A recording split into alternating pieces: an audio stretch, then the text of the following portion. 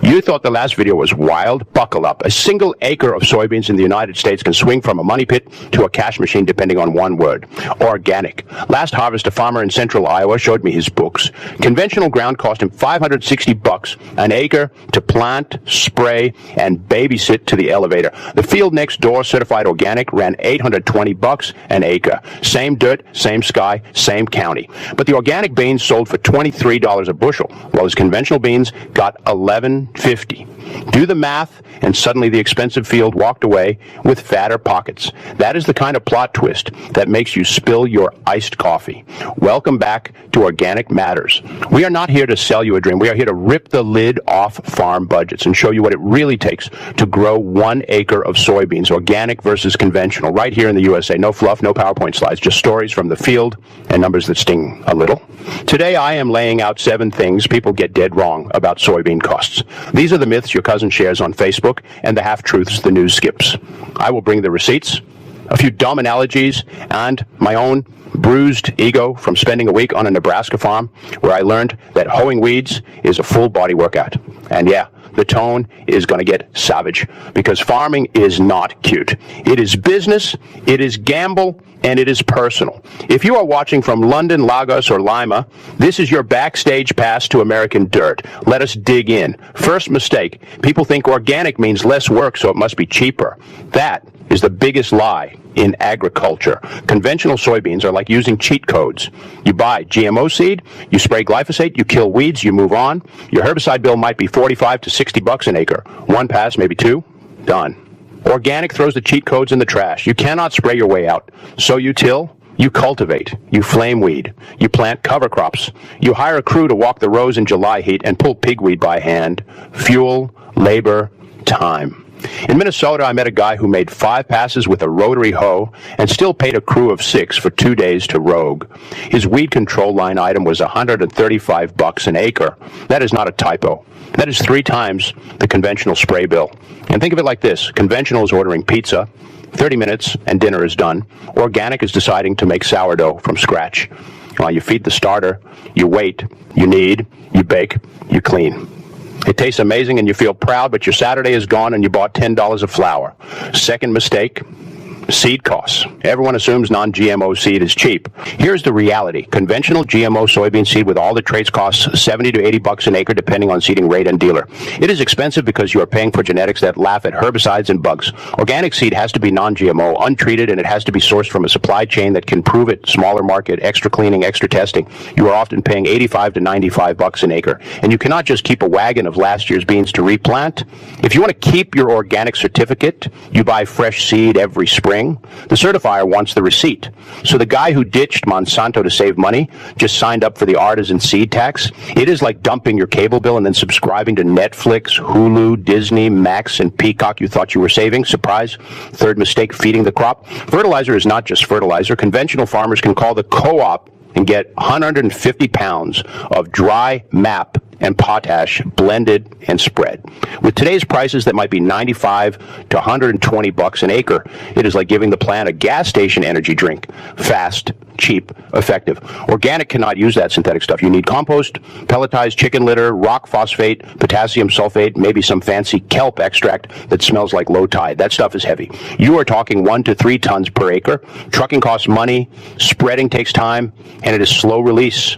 You are feeding the soil, not just the plant. That bill runs $140 to $200 an acre easy.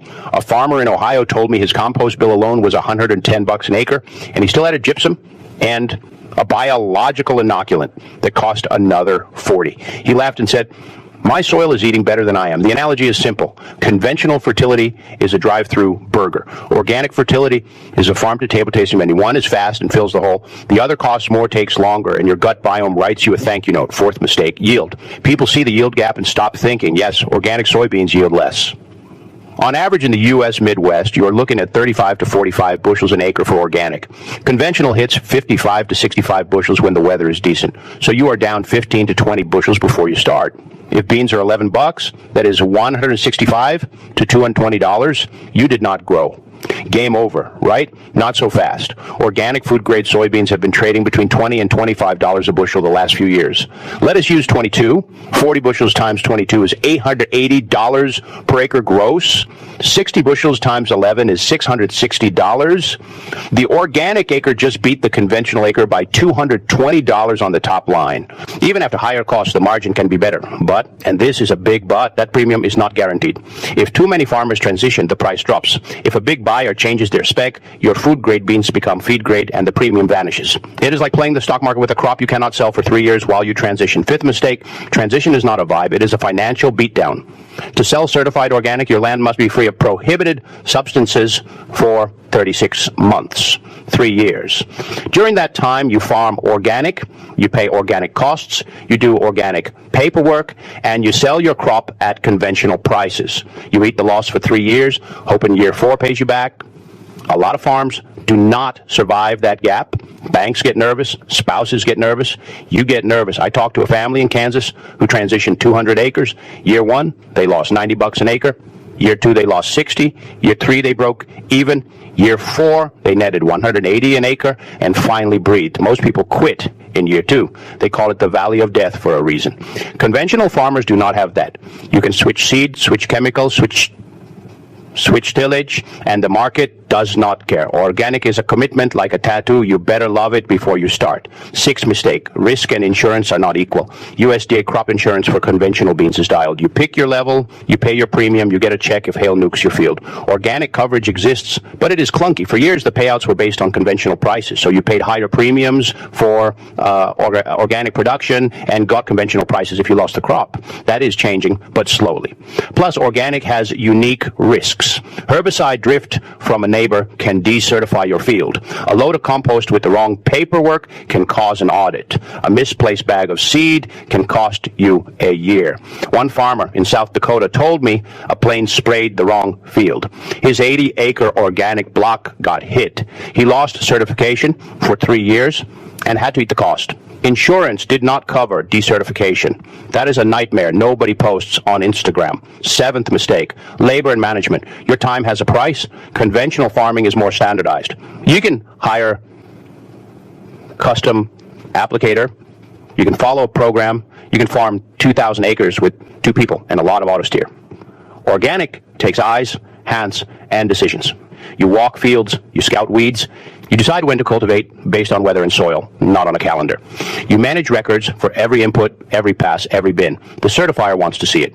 That is hours every week. If you value your time at $25 an hour, add $50 to $75 an acre in management cost. That never shows up on a co-op invoice. Here is my personal stake. I am a city kid. I thought soybeans were just the boring plant behind the corn in every driving scene in a movie. Then I spent a week on a farm that does both. We walked organic beans at 6 a.m. because it was too hot by 10. My back hurt, my hands blistered, and I pulled a water hemp plant that was taller than me. That afternoon we rode in the air-conditioned cab while the sprayer ran across conventional beans. The contrast was insane. The farmer, Mike, said the organic ground keeps him excited about farming. It is problem-solving every day. The conventional ground pays the bills so he can afford to be excited. He needs both. Without the Camry, he cannot keep the Mustang. So where does that leave us? 1 acre of conventional soybeans in the U.S. today might cost $520 to $620 to grow. If you hit 60 bushels at $11, you gross $660. Profit $40 to $140 an acre. 1 acre of organic soybeans might cost $750 to $900 to grow. If you hit 40 bushels at $22, you gross profit minus $20 to $130 an acre, depending on how good you are. If you are really good and the market is hot, you can clear $200. If you get weeds or rain or drift, you can lose money fast. So organic is not a moral victory. It is a business decision with higher highs and lower lows. It is the difference between a fixed salary and commission-only sales. Now, for the international crew, why should you care? Because the U.S. grows a huge chunk of the world's soybeans. soybeans. When American farmers shift acres to organic, it changes global supply for tofu, soy milk, tempeh, and even organic livestock feed. That hits prices in Japan, Germany, and Kenya. And the methods U.S. farmers use to manage weeds and fertility without chemicals are being tested all over the world. What works in Iowa might help a farmer in Brazil or India. So here's the question that will start a fight in the comments. Should the U.S. government pay farmers to transition to organic? Or is that just making food more expensive for working families who cannot afford the premium? Tell me I am wrong. Tell me your country does it better. I will be in the comments with my coffee. If this cleared things up or made you mad, do us a favor and subscribe to Organic Matters. We drop a new video every week. Next up, we are chasing the truth about organic versus regenerative. Is it the same thing or is someone just rebranding dirt? You do not want to miss it. See you out there.